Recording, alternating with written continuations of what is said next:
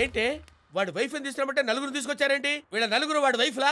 కాదు బాస్, ఇది వాడి వైఫ్. ఆ ముగ్గురు జేపీ కూతుళ్ళు. ముందు ఆ ముగ్గురు ఎక్కి తగలడ్డారు, ఆ తర్వాత ఇది ఎక్కింది. ఓసే గన్ పాయింట్ పెట్టి దింపి తీసుకురాపోయారా? అవును బాస్, ఈ ఐడియా నాకెందుకు రాలేదు?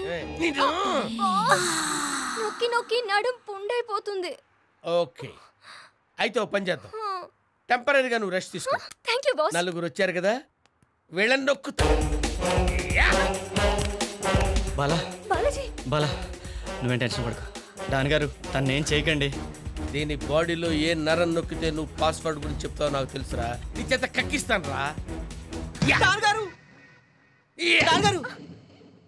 పాస్వర్డ్ చెప్తా. అది కాదు కానీ మీకు మంచి ఐడియా చెప్తాను. ఏంట్రా ఐడియా? ఆ జేపీ గారు ముగ్గురు పిల్లలతోటి బిజినెస్ చేసి నేను దాన్ని అనుకున్నావా, డాఫర్ నా కొడుకుని అనుకున్నావరా?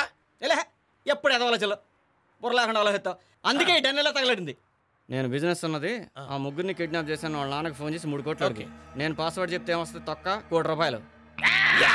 ఆ జేపీ గారికి ఫోన్ చేసి కూతురికి ₹1,00,00,000 చొప్పున ముగ్గురు కూతుళ్ళకి 3 కోట్లు ఇమ్మని చెప్పు. బాలాజీకి మనకన్నా క్రిమినల్ బ్రెయిన్ ఎక్కువ ఉంది బాస్. మనకి పాస్వర్డ్ సంగతి తెలిపోయాక బాలాజీని మన డెన్లో చేర్చుకుందాం. వాడి మీద మనసు పారేసుకున్నావా? నిన్ను జేపీకి ఫోన్ చేయి. ఓకే. అమ్మో.